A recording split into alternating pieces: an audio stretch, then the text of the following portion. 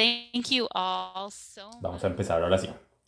Muchas gracias por estar con nosotros en este día para aprender sobre las oportunidades para darle la bienvenida a personas buscando asilo. Este webinar es traído a ustedes por el Comité Central Menonita. El Comité Central Menonita es un ministerio mundial de iglesias anabautistas que comparten el amor de Dios, la compasión en el nombre de Cristo y respondiendo a las necesidades básicas humanas y trabajando por paz y justicia.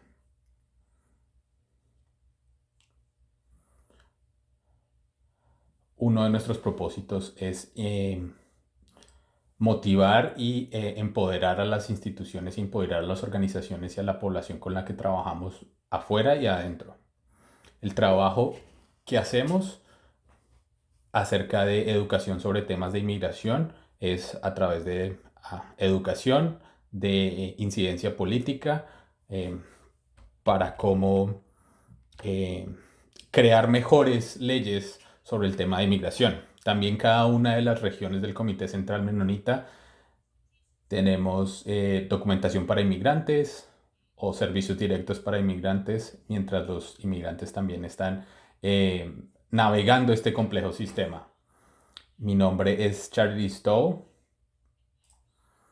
y mi rol es ayudar a conectar personas y comunidades de fe a organizaciones que sirven a refugiados y a personas que están buscando asilo.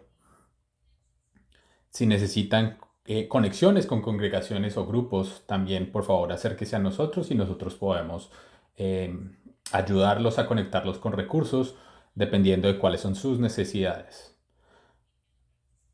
Nuestro objetivo es poder conectar a comunidades anabautistas a dar la bienvenida a personas que están llegando siendo refugiados o personas buscando asilo.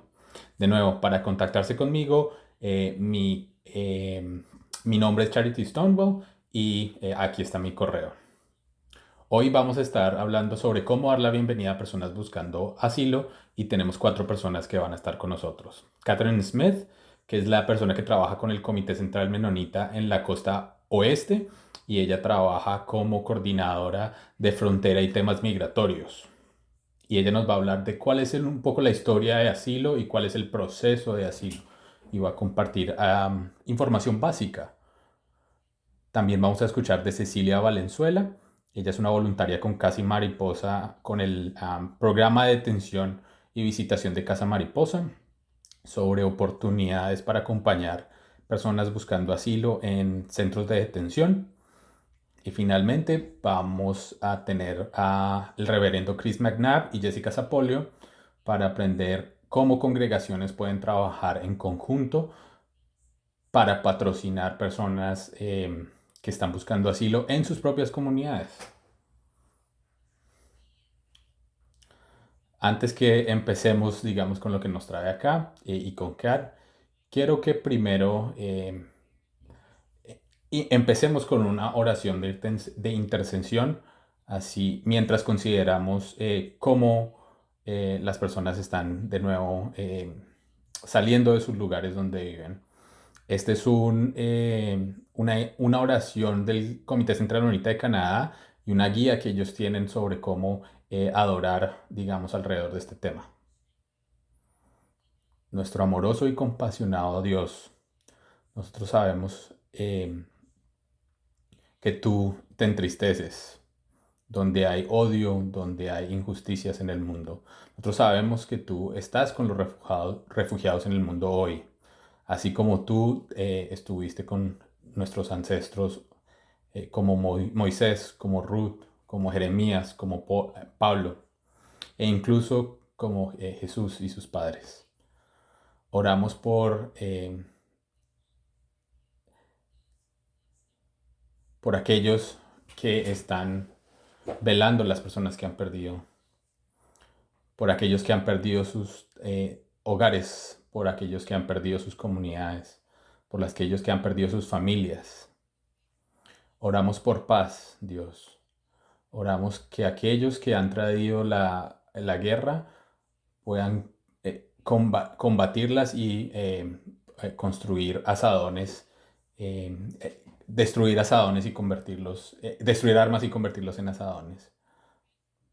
Oramos por coraje y sabiduría mientras miramos maneras para ser tus agentes, para traer la paz de una manera holística y que traiga sanación. En el nombre de Jesús, amén. En reconocimiento que vivimos en, en un mundo que requiere de reconciliación y de un toque sanador, se lo voy a pasar a la presentación a Catherine Smith.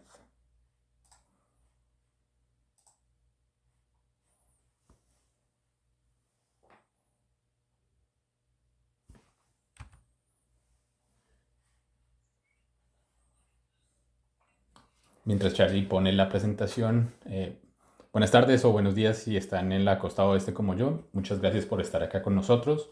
Mi nombre es Catherine Smith y trabajo para la región oeste del Comité Central Menonita en Tucson, Arizona. Y soy la coordinadora de temas de la frontera y migratorios para el Comité Central Menonita. Y mi trabajo es conectar a personas que recientemente han llegado a los Estados Unidos y enseñar a otros acerca de los procesos migratorios en los Estados Unidos. Quisiera empezar para definir qué es asilo en los Estados Unidos, en el contexto de los Estados Unidos, porque el término puede variar dependiendo del país en el que están.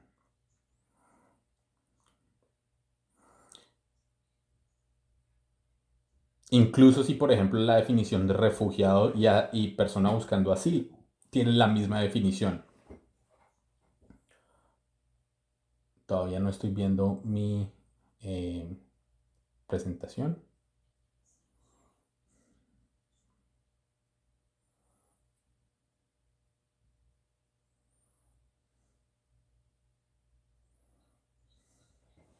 Gracias.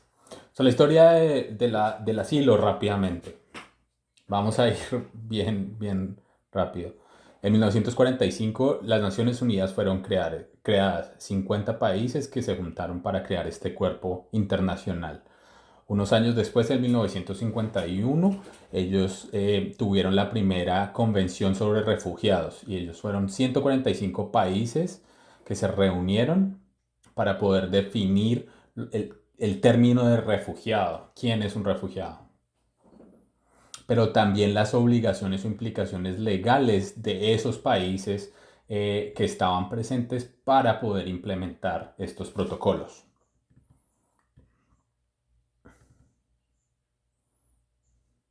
Este término de refugiado estaba más que todo asignado para aquellas personas que estaban huyendo de la Segunda Guerra Mundial.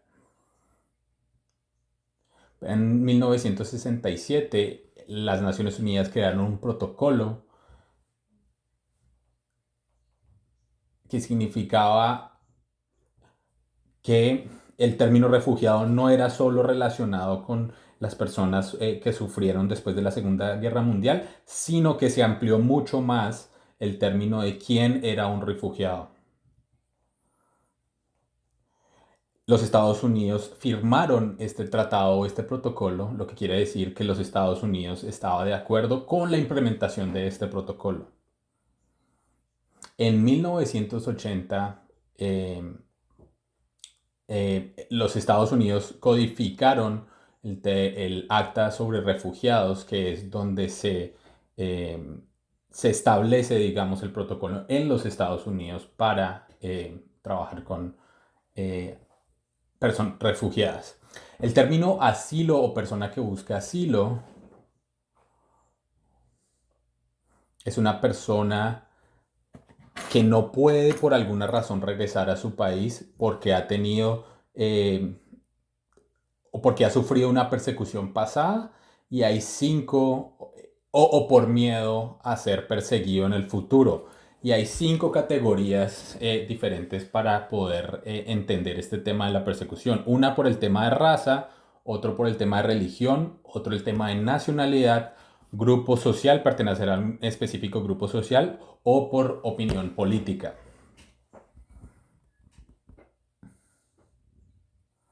Así que alguien que le dan el estado o que les dan el estado de refugiado, le dan ese estatus de refugiado a personas antes de llegar, por ejemplo, en este caso a los Estados Unidos.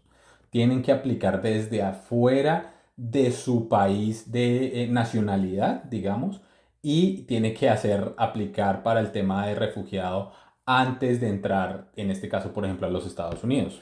En cambio, la persona que busca asilo son personas que pueden llegar a la frontera y aplicar, digamos, para este estatus que es protegido. En este caso, puede ser una frontera aérea o una frontera marítima o una frontera física.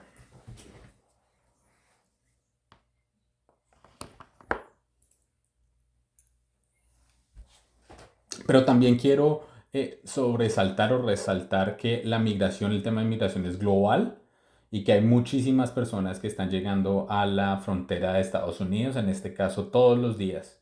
85% de las personas desplazadas vienen de normalmente del sur global.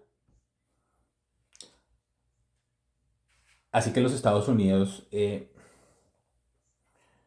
el- la responsabilidad de los Estados Unidos, digamos, es grande en términos de su relación con los países, sobre todo el sur global.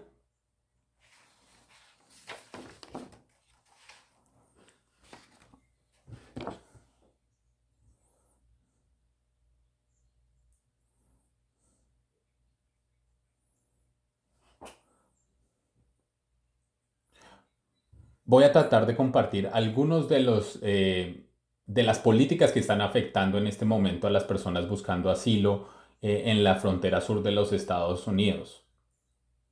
Y hay muchos ejemplos que se me vienen en la cabeza, pero no los puedo mencionar todos. Pero voy a ir devolverme 4 años más o menos y voy a comenzar con el tema de metering o digamos la entrada de personas por números. Los Estados Unidos empezaron a ponerle un límite a las personas diariamente, a las personas que pueden aplicar para asilo en la frontera sur. Ellos tenían que presentar una entrevista. eh,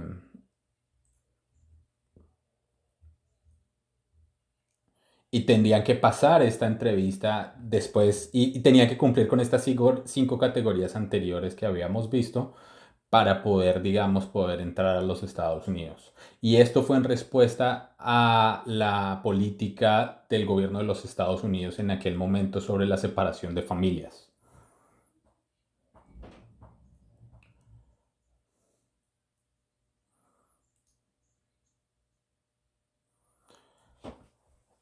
En enero de 2019 se comenzó la política de permanecer en México o Remain in Mexico, lo que quiere decir que las personas que estaban aplicando para temas de asilo político o de asilo llegando a la frontera de los Estados Unidos tenían que permanecer en el país en el que estaban, digamos, solicitando asilo. Muchas cosas obviamente en este momento o en ese momento lo estaban haciendo desde México.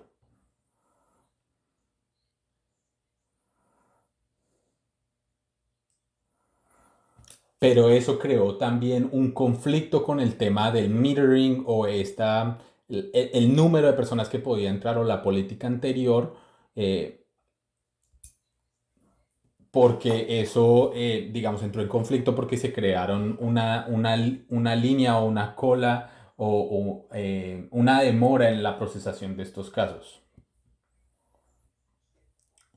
En marzo del 2020, por el tema de COVID-19, se cierra la frontera completamente. Y surge el tema del Title 42 o el título 42, que es la política de impedir, digamos, el paso en la frontera sur, en este caso, por razones de salud. Y las personas que más se vieron afectados eran las personas que estaban, digamos, en estos procesos de permanecer en México o de metering. El título 42 es un tema de salud nacional y esto no permite que personas entren a los Estados Unidos si hay la posibilidad de una transmisión química, digamos, o de una epidemia o de una pandemia en este caso, para prevenirla. Pero en este momento, en marzo del 2020,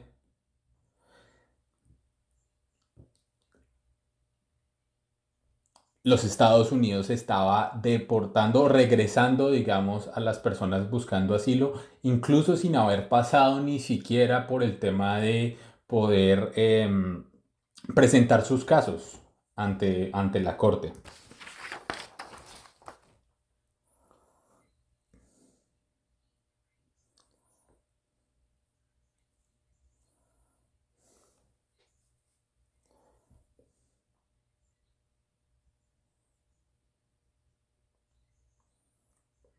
Esta política todavía está, o actualmente todavía se está pasando, y eso es más o menos lo que ha pasado en los últimos 4 años.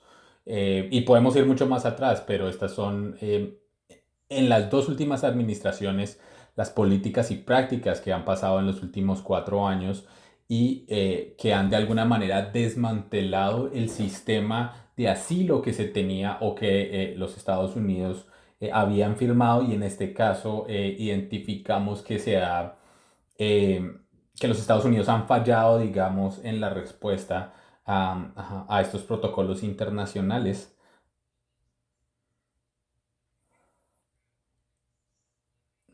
Voy a tratar de pasar bien rápido por la siguiente.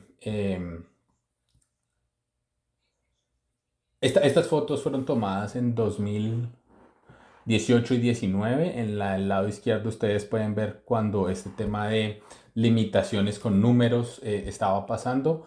Normalmente eran familias que estaban buscando asilo. Ahí pueden ver en esta habían una familia de 5 esperando para poder pasar su entrevista, digamos. Y en la derecha podemos ver estos campamentos eh, cuando se dio el tema del título 42, cuando regresó, antes, perdón, del título 42 con la política de permanecer en México, cuando las personas tenían que crear básicamente tiendas de la nada o sitios en los que pudieran vivir, digamos, de alguna forma, mientras podían hacer el proceso.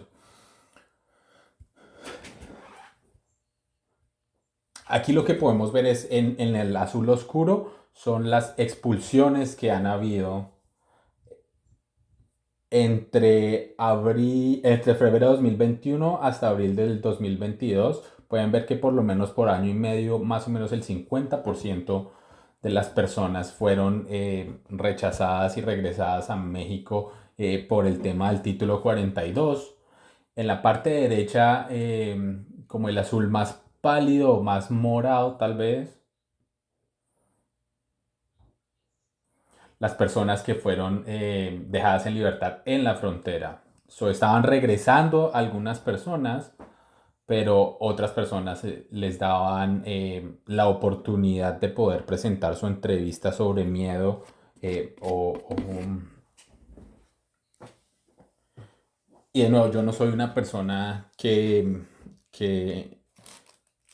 yo no soy un oficial del gobierno, y en este caso yo no puedo explicarles por qué estas cosas están pasando. Hay algunas personas que están entrando, hay otras que no, hay unas que pasan, digamos, todo el proceso que tienen que pasar, pero hay otras que no. Pero hay muchas personas que, digamos, pasan a los Estados Unidos y no tienen ningún tipo de recurso. Entonces ahí es donde muchas organizaciones en los Estados Unidos tratan de ayudar con el tema de proveer algunos recursos de transporte, de lugares para quedarse y otros elementos legales tal vez para que ellos puedan estar en los Estados Unidos o permanecer en los Estados Unidos. Hay otras personas, una parte de la población también que está buscando asilo, que han estado en centros de detención.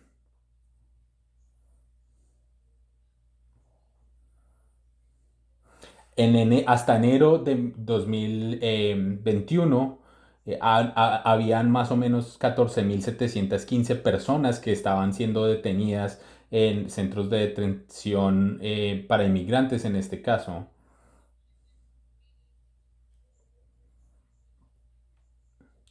Muchos de los temas de por qué las personas están en centros de detención tienen que ver también que las personas o que los oficiales creen que las personas que buscan asilo están o son un riesgo, digamos, de que se queden de manera ilegal y que no vayan, por ejemplo, o que no pasen por el proceso de pasar su entrevista y por el proceso más legal. Entonces, cuando ellos detectan eso, ponen a las personas en centros de detención de inmigración por esa misma razón.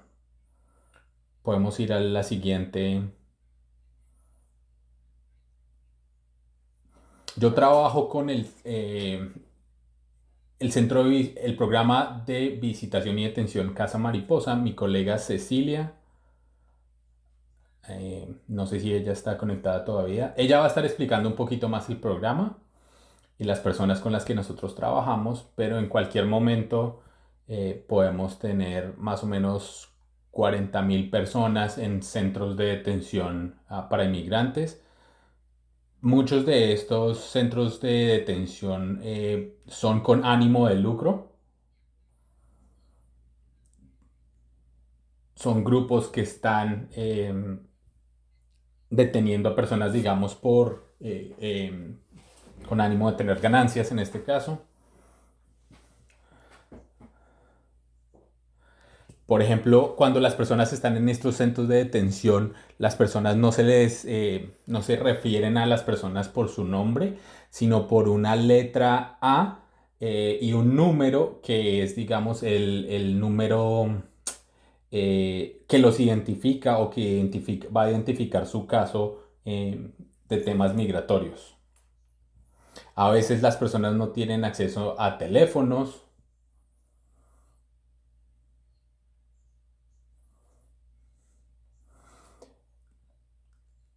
Las personas, por ejemplo, en estos centros de detención a veces tienen que luchar, digamos, sus casos legales desde el centro de detención y a veces este proceso puede durar entre 2 y 5 años, por ejemplo. Nosotros somos un grupo de más o menos 10 voluntarios y hemos podido entrar a estos centros de detención para poder visitar a las personas. Yo diría que la mitad de las personas que solicitan asilo tienen alguien que los patrocina en los Estados Unidos, personas de iglesia, familia, etcétera. Pero digamos el 50%, un poco menos de la mitad, no tienen y tienen que tratar de luchar, digamos, sus casos legales de asilo desde el centro de detención. En este momento nos comunicamos a través de cartas, por ejemplo. Nosotros les enviamos cartas a ellos y ellos nos envían cartas a nosotros. En este momento por COVID nosotros no podemos hacer visitas en físico. Nosotros a veces les ofrecemos dinero para ellos poder hacer llamadas o también ellos tienen unas cuentas específicas en los centros de detención para comprar, digamos, desde la prisión, poder comprar algunos elementos de higiene personal, por ejemplo. Entonces enviamos algo de dinero a esa cuenta para que ellos puedan hacerlo. También ayudamos con temas de apoyo cuando las personas salen de los centros de detención, porque a veces no tienen dinero para transporte o otras cosas. Y hay estos dos elementos que sobresalté, digamos, en esta presentación sobre tema de apoyo para pagar un bono o de apoyo directamente a las personas. Son los dos de los que yo quiero hablar un poco más, porque hay personas, por ejemplo, que no tienen los recursos para poder pagar un bono para poder, digamos, ser dejados en libertad y poder continuar con su caso, digamos, legal en libertad. Muchas personas que tienen que estar adentro de los centros de detención.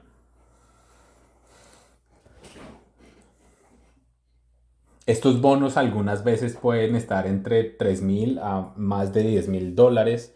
Eh, entonces, digamos que es un poco complicado, digamos, este tema, pero también el tema de apoyo. Hay algunas iglesias como el programa, digamos, que nosotros participamos y las iglesias, digamos, han puesto en marcha estos programas de apoyo o de acompañamiento a las personas. Y vamos a saltar a Jessica. Cecilia no pudo estar con nosotros en este momento por temas técnicos, no hay internet en este momento en su casa. Entonces vamos a pasar a Jessica, que va a compartir con nosotros, y voy a poner su presentación en este momento en pantalla.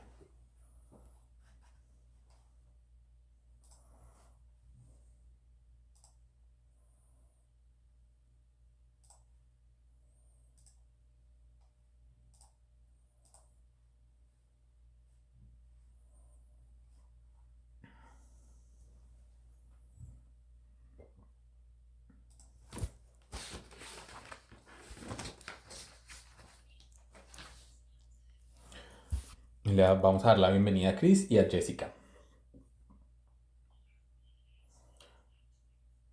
Hola para todos, es muy bueno poder estar con ustedes esta mañana y hablar sobre nuestro trabajo. Y voy a darle la palabra a Jessica para empezar a hablar todo de nuestro trabajo. Muchísimas gracias por la invitación a este webinar y poder estar acá con todos ustedes. Chris y yo vamos a estar hablando sobre modelos congregacionales para apoyar a personas buscando asilo. Un poco para hacer, para continuar, digamos, lo que nos ha estado contando Kat sobre el trabajo que están haciendo.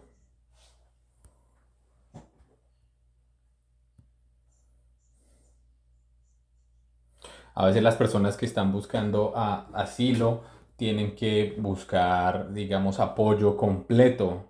Y eso quiere decir que hay muchas formas en las que las congregaciones pueden trabajar, digamos, alrededor de cómo patrocinar personas buscando asilo, pero en este caso específico queremos hablar sobre el patrocinio congregacional y sobre modelos de cómo apoyar desde las congregaciones a personas buscando asilo.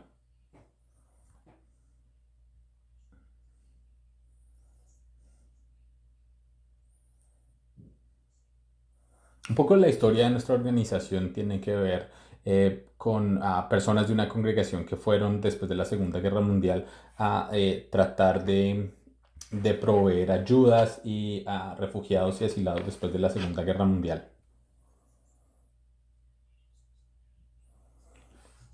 Mi nombre es Chris McNabb, yo soy un pastor episcopal.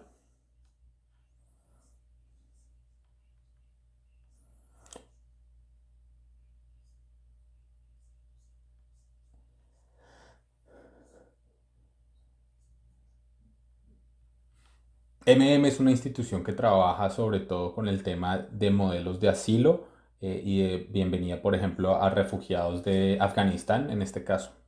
Como hemos dicho, ambos programas operan, digamos, de manera similar, pero vamos a tratar de tomarnos turnos. Y el programa que yo trabajo tiene que ver sobre el trabajo de las congregaciones para dar la bienvenida a personas buscando asilo. Nuestro programa tiene aproximadamente 4 elementos. El primero es el modelo de apoyo y de soporte a personas, pero también tenemos un programa de reunificación familiar. Digamos, desde la pasada administración trabajamos con congregaciones para apoyar a estas familias para que se reúnan en cualquier comunidad local en la que ellos están. También identificamos personas que no tienen ningún tipo de patrocinio y tratamos de ayudarlos para que puedan salir de los centros de detención o buscar un perdón humanitario también para poder o hacer su caso, digamos, fuera de los centros de detención. Eso es más o menos en general lo que hacemos, pero para llegar al punto que quiero hablar,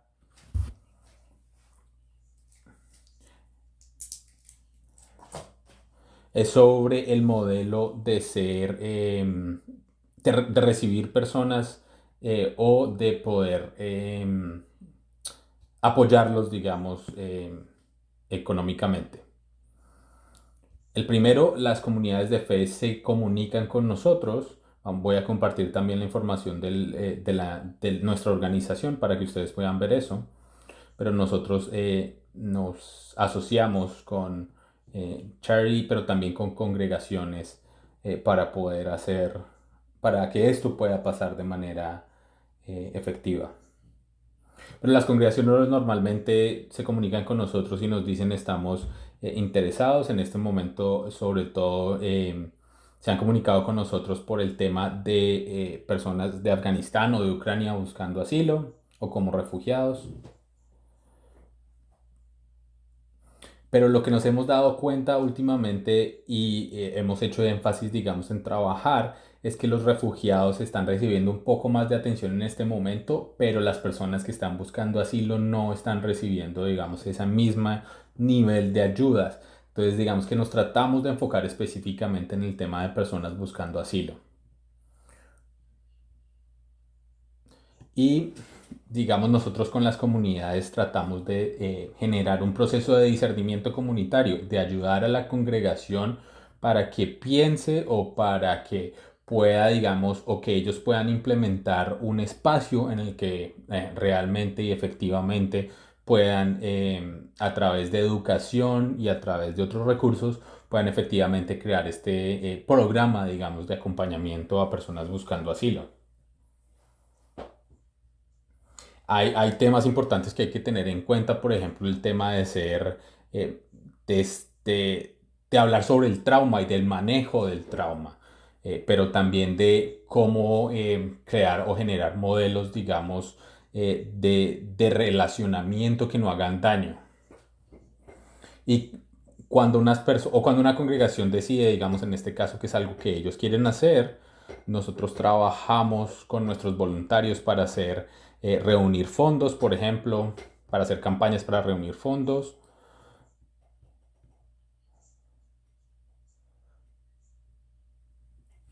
y para tratar de acompañar, digamos, a personas o conectar, digamos, la iglesia con otros recursos que pueden organizaciones en las comunidades pueden tener para continuar, digamos, el apoyo a la persona o a la familia que están recibiendo, digamos, en la congregación o que la congregación quiere apoyar.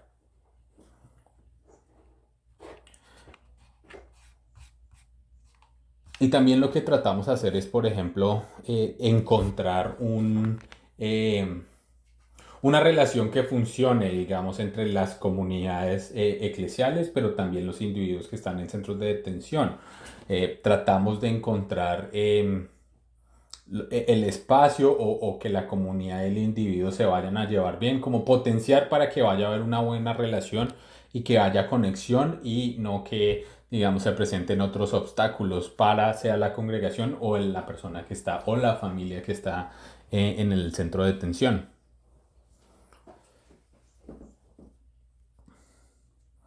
Algunas personas en la comunidad, por ejemplo, hay personas en la comunidad que proveen vivienda para las personas que están buscando asilo, pero también hay otras que encuentran viviendas por sus propios medios o por su lado y las personas de la iglesia lo acomodan en este espacio.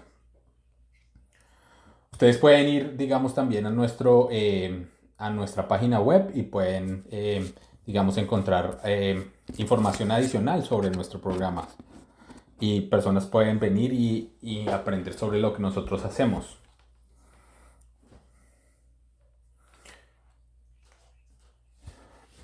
Y las personas pueden, digamos, estudiar y educarse también en su propio tiempo. Lo que nosotros hacemos es llenar por ejemplo, un plan de bienvenida. Y eso es un documento, digamos, que se tiene que llenar.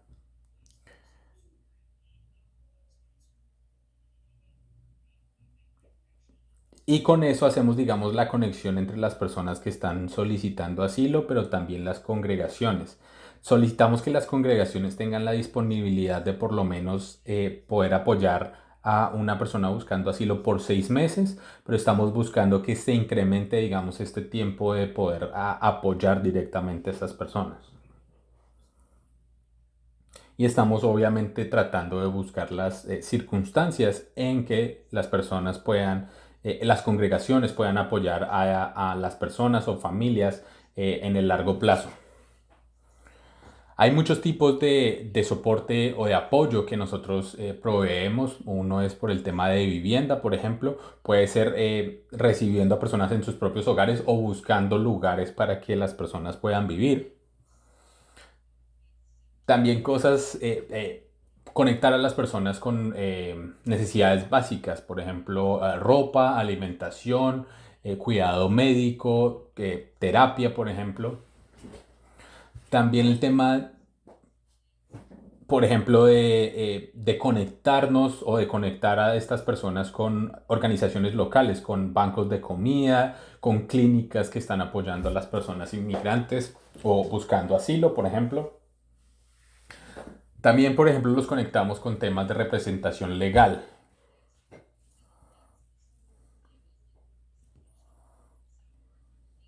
Una vez las necesidades básicas, digamos, están cumplidas, tratamos de buscar temas de apoyo legal, sea pro bono, por ejemplo. Las posibilidades, por ejemplo, para que las personas buscando asilo tengan,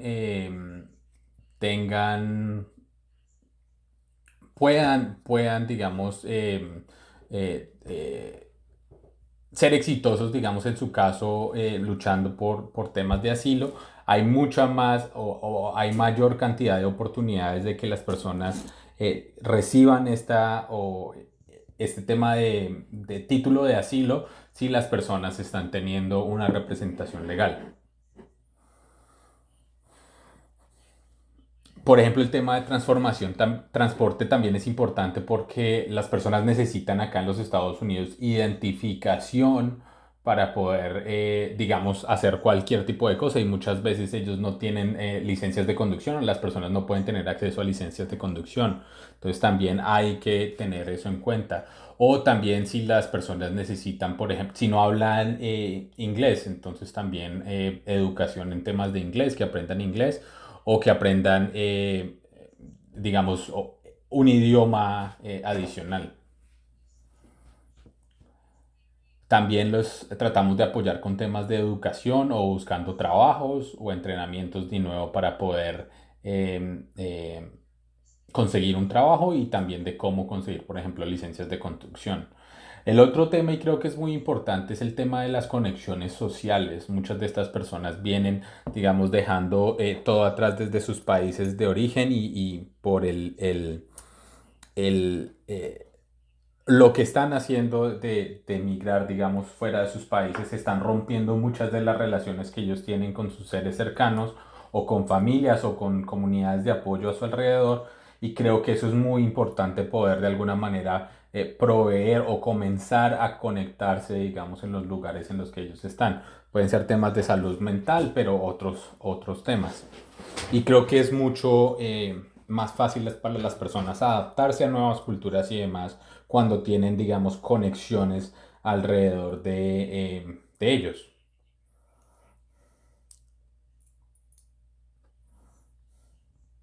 La próxima, por favor. Queremos que no solo escuchen de nosotros, pero que eh, queremos darle a una de las personas con las que trabajamos que pueda tratar de compartir sobre su trabajo. Esta historia es sobre una persona que está trabajando en su comunidad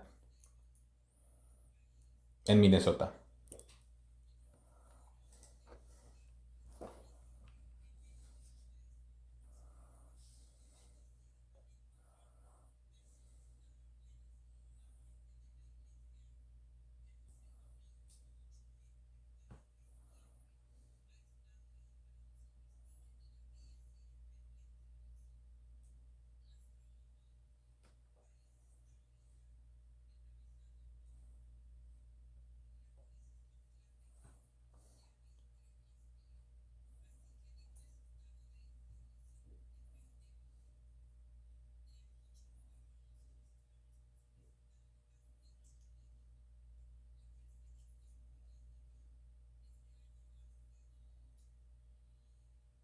Las personas que están escuchando el audio en español pueden pasarse al audio de inglés y la persona está hablando en español.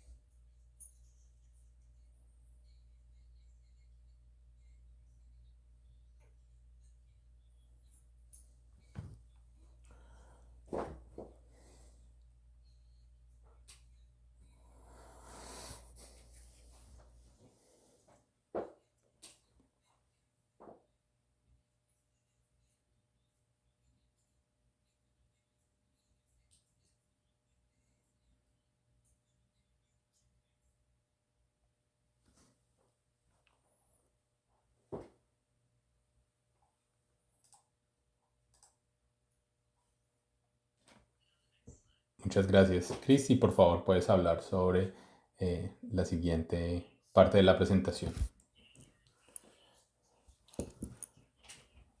Hay diferentes, digamos, obstáculos y oportunidades en este trabajo. Uno de los obstáculos, por ejemplo, es ofrecer solidaridad, pero de una manera que sea informada por temas del trauma, que tenga en cuenta los temas del trauma que las personas están pasando a partir de las personas que estamos sirviendo.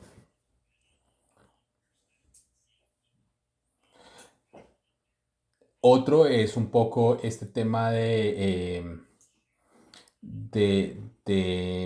las personas blancas, digamos, sintiéndose como salvadoras eh, la idea es que como esta imagen de que las personas vienen en un caballo a ayudar a las otras personas y creo que lo que nosotros estamos tratando de buscar e identificar es personas que puedan, por ejemplo, servir a los demás. Hay cosas que están cambiando constantemente y muchas veces una persona viene por primera vez y la segunda vez que vienen todas las o muchas de las leyes han cambiado y digamos nosotros tenemos que eh, caminar juntos con un corazón abierto. Tenemos que entender el tema de los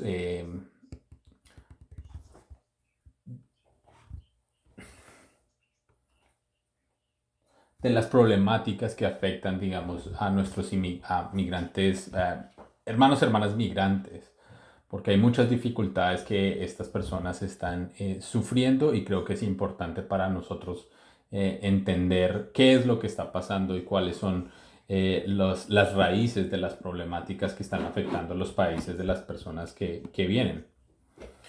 Como una oportunidad de personas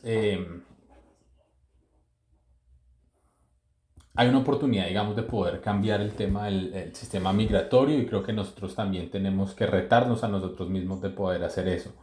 Pero también tenemos que poner nuestra fe en acción a través de la metodología, digamos, o el sentimiento de dar la bienvenida y de solidaridad con la gente, que esos son desde nuestra fe parte de las herramientas que nosotros tenemos. A veces en medio de este trabajo nosotros no nos damos cuenta, digamos, todo lo que estamos haciendo. A veces nos concentramos en una parte específica, pero no nos damos cuenta que la visión general o la imagen, digamos, más grande, hay muchas organizaciones y muchas personas que, que están participando activamente en esto. Pero ¿cómo las comunidades, digamos, pueden empezar? Nosotros podemos compartir recursos para los programas que las personas quieran iniciar. Teníamos muchas cosas que podemos compartir con ustedes. Y aquí están nuestros contactos también para que puedan preguntarnos a nosotros sobre estos recursos. Y estamos contentos de trabajar con sus congregaciones en sociedad, digamos, con el Comité Central Menonita y con Charity. Si conocen otros grupos de fe afuera también de los menonitas, también estamos contentos de poder formar una organización o una respuesta, digamos, nacional como nosotros lo hacemos.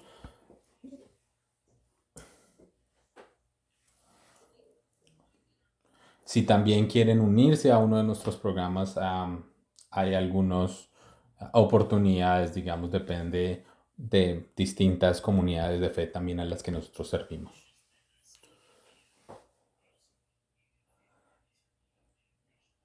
Similarmente, damos la bienvenida a personas de fe de distintas comunidades y creo que eso también es importante para nosotros sobresaltar. Muchas gracias a todos por compartir sus experiencias. Ahora vamos a tener un tiempo de preguntas y respuestas. Hay muchas preguntas que las personas tienen en el chat. Si tienen una pregunta, por favor, pónganla en el chat o en la sección de Q y A y nuestros panelistas van a tratar de responder.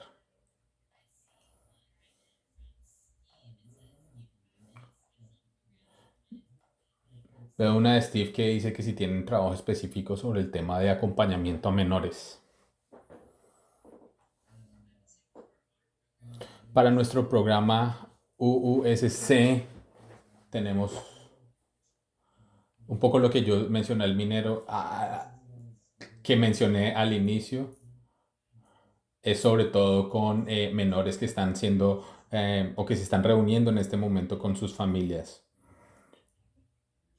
Creo que específicamente nosotros no tenemos un programa determinado para trabajar con menores que no están siendo acompañados. Otra pregunta que nosotros tenemos, tal vez Chris la pueda preguntar.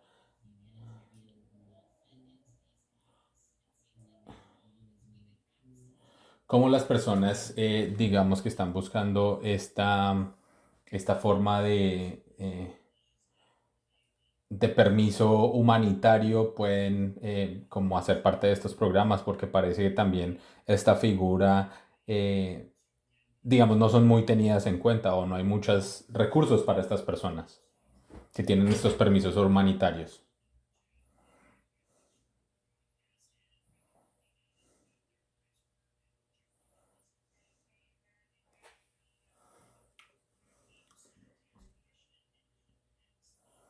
Para responder la pregunta, creo que depende mucho del país de origen. Por ejemplo, en este caso, estos permisos humanitarios los estuvimos tramitando con el tema específico del conflicto de Afganistán, por ejemplo, que el talibán estaba ocupando, digamos, las ciudades y la gente tenía que huir porque, digamos, había un miedo específico por su vida. Y de nuevo, este tema humanitario, de permiso humanitario para entrar a los Estados Unidos, tiene que ver mucho con el país de origen y digamos que hay muchos detalles en eso, entonces es muy difícil, digamos, tener un panorama general. Muchas de las personas que vienen en nuestros programas o que hacen parte de nuestros programas vienen con este permiso humanitario. Hay muchas organizaciones de incidencia que pueden poner aplicaciones para permisos, digamos, humanitarios, porque hay un tema de emergencia inmediata o temas médicos inmediatos. En el pasado a veces se podía utilizar con temas de que había una persona, por ejemplo, que estaba enferma en los Estados Unidos de la familia y que las personas podían visitarlos por términos limitados, digamos.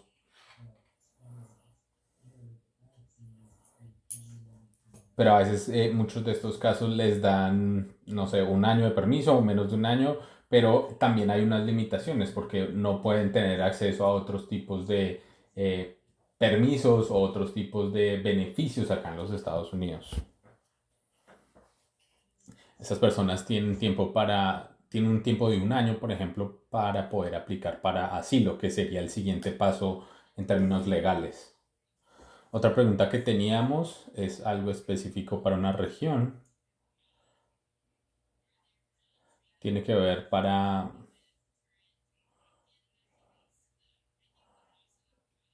sobre apoyo, digamos, en términos de búsqueda de trabajos para personas buscando asilo. La pregunta es específica para personas de Afganistán, pero sí pueden hablar un poco del tema en general. Una de las complejidades que las personas estaban hablando en el chat es que las personas buscando asilo tienen que esperar 6 meses antes de aplicar para permisos de trabajo, por ejemplo. Pero, por ejemplo, las personas que estaban llegando de Afganistán eh, estaban recibiendo de inmediato estos permisos de trabajo. Si lo estaban procesando, digamos, desde Afganistán o desde otros lugares. Entonces, personas afganas pueden acceder a estos servicios más rápido. Puedo enviar en el chat una organización que trabaja o que tiene un programa específico para afganos. No sé todas las ciudades donde están ubicados. No sé si tienen oficinas en Baltimore, que fue donde hicieron la pregunta. Y creo que había una segunda sección de la pregunta. acerca de entrenamiento para trabajo, para poder trabajar. Mucho de eso tiene que ver con las ciudades y con el estado específicamente, y creo que yo diría si pueden mirar eh, qué elementos o qué recursos en sus condados o estados eh, las personas que buscan asilo, digamos, podrían tener acceso. Yo sé que para temas de afganos específicamente ha habido eh,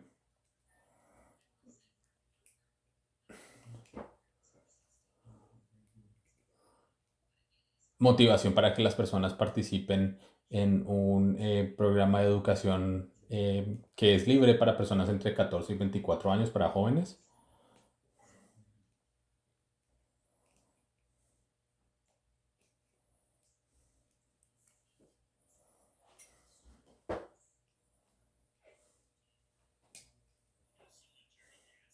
Si alguna persona, Charlie, preguntó sobre el acta de ajuste afgano, que es esencialmente una ley que se está esperando que pase por el Congreso para permitir personas de Afganistán que puedan ajustar su estatus, digamos, automáticamente sin tener que pasar por el tema de asilo. Así que los motivamos a que puedan contactar a sus representantes. También me pueden hablar a mí o comunicarse conmigo, y yo les puedo contar mucho más sobre este programa o con lo que estamos haciendo. Estamos en contacto con otros socios para poder identificar los elementos necesarios para poder proveer los recursos necesarios para que las personas puedan votar por los congresistas puedan votar por esta ley para que pase.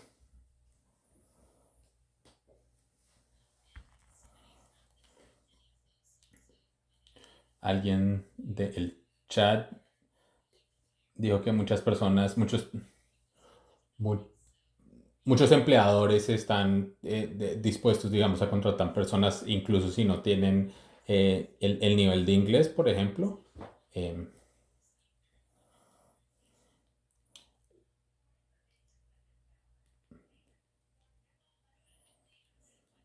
Hay una pregunta que le gustaría escuchar sobre el proceso de discernimiento. ¿Cómo se ve el proceso de discernimiento, digamos, dentro de las iglesias? ¿Cómo se hace el proceso? ¿Cómo se ve ese proceso?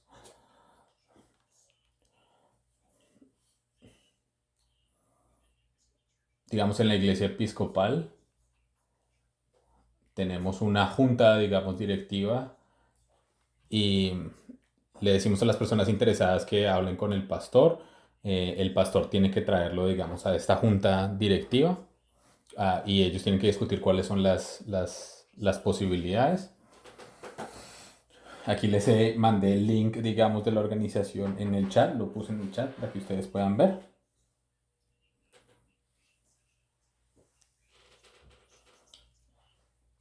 Yo también estoy disponible por si se quieren contactar conmigo, pero nosotros básicamente caminamos con las personas interesadas en este caso para acompañarles en el proceso.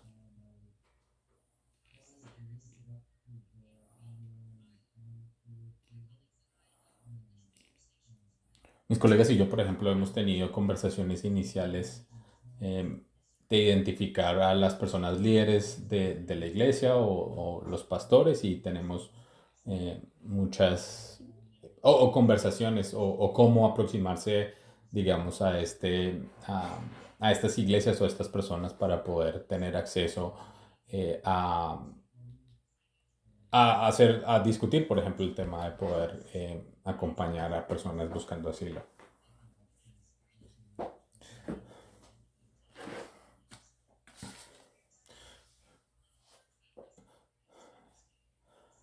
En términos económicos también tiene, digamos, una carga para las iglesias. A veces como para iniciar un programa o algo así deben tener alrededor de $7,000, y después entre 10 y 15,000 como para seguir como el proceso, y eso también depende mucho si las personas, si es un individuo, digamos, solo o si es una persona que viene más con familia. Entonces, digamos que hay un componente de recaudo de recursos también que de las iglesias tienen que tener en cuenta. Y también, digamos, hay muchos temas para las personas que le dan la bienvenida a sus casas a personas, que también hay temas de cambios culturales o de temas de lenguaje, que a veces son algunos desafíos, pero también nosotros tratamos de apoyar a las comunidades con estos pasos.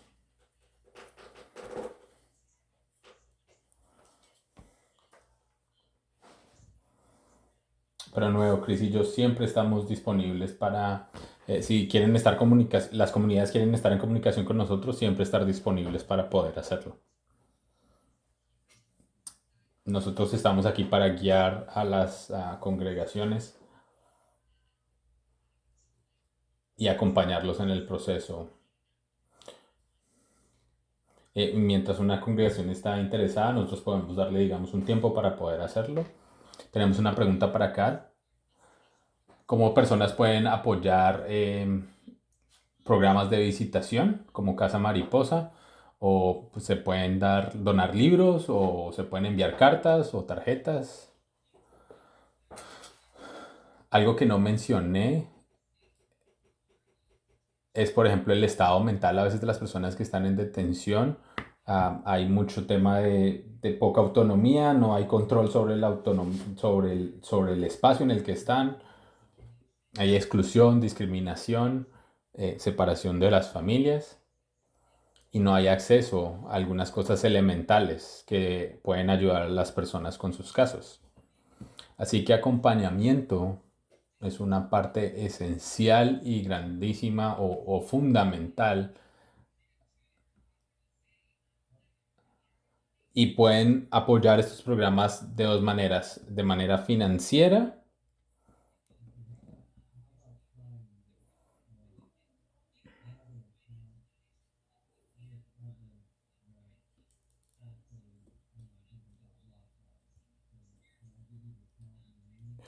Pero hay otros temas, por ejemplo, con el tema de los apoyos de recursos, por ejemplo, los libros.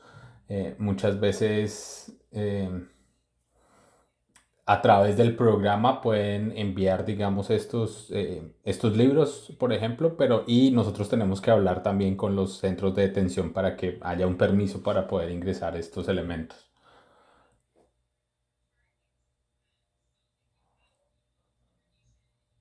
Si tienen una congregación, por ejemplo, o un grupo pequeño y quieren enviar una carta, por ejemplo, solo una vez, nos pueden enviar una carta a nosotros y nosotros se lo enviamos a personas que están detenidas. Pero también ustedes pueden ser o volverse como más am- como amigos por un tiempo específico de estas personas y enviarles apoyo, cartas o otro tipo de apoyo a estas personas durante el tiempo que están ahí. Puede ser un mes, pero también otras pueden ser un año, 2 años, 3 años. Y hay muchas de estas personas que no conocen a nadie en los Estados Unidos. Y también el tema de apoyo financiero para personas que están buscando apoyo para el tema de pagar los bonos para poder salir de la cárcel. Así que cualquier donación nos ayudan para poder pagar esos bonos. Y un tema positivo de los bonos es que se regresan. Así que, por ejemplo, si las personas o si las congregaciones o grupos apoyan económicamente a través del pago de estos bonos y la persona, digamos, gana su caso de asilo, ese dinero es regresado a la organización o al grupo que lo hizo y puede ser algo que se puede, digamos, reciclar ese dinero para continuar apoyando otros casos de personas que están buscando asilo.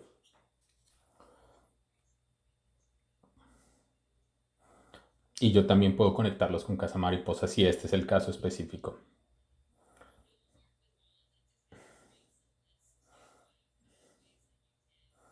En nuestro correo también, o en mi correo también, el correo que les voy a enviar después de que se finalice este webinar, también voy a enviar un listado de recursos para conectarse con las personas. También recibimos en uno de nuestros mensajes un mensaje, digamos, positivo de una persona, habló con nosotros de cómo podríamos patrocinar a una persona buscando asilo. Ellos fueron al concilio de la iglesia y ellos usaron el estatus de organización no gubernamental, recibieron $25,000 y esto no fue un problema como ellos estaban esperando para poder patrocinar a una persona de asilo. Y esto ha sido unas historias recurrentes, digamos, que he estado recibiendo de grupos y de personas mientras inician, digamos, los pasos para poder eh, tener un programa de este tipo. Realmente las cosas se facilitan. Y las puertas, digamos, están abiertas.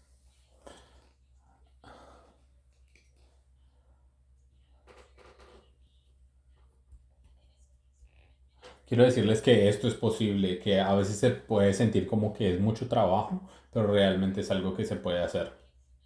Chris se tiene que ir, tiene otra reunión, pero si hay otras preguntas, nos gustaría poder responderlas o también después me pueden escribir a mí a welcome@mcc.org.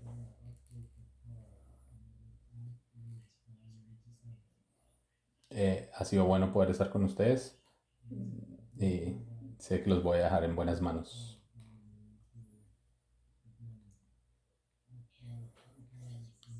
Desafortunadamente Cecilia no puede estar acompañándonos el día de hoy, pero espero que podamos grabar una conversación con ella y poder compartir esta experiencia con ustedes. Yo sé que muchas de estas experiencias que nos iba a hablar Cecilia tiene que ver específicamente con el tema del programa de detención y visitación.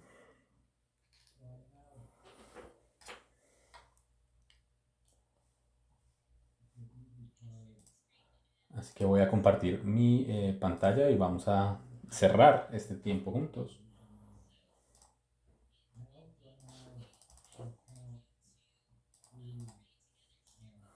Así que los motivo a que puedan orar juntos en su comunidad si están interesados en aprender más sobre darle la bienvenida a personas que buscan asilo.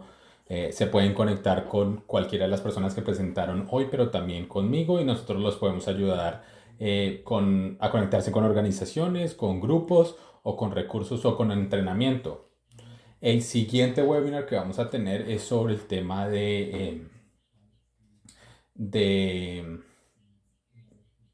vivienda, de cómo conseguir vivienda también o de cómo proveer apoyos específicos en términos de vivienda para refugiados y para personas buscando asilo el 26 de julio a las 2 p.m. tiempo del este.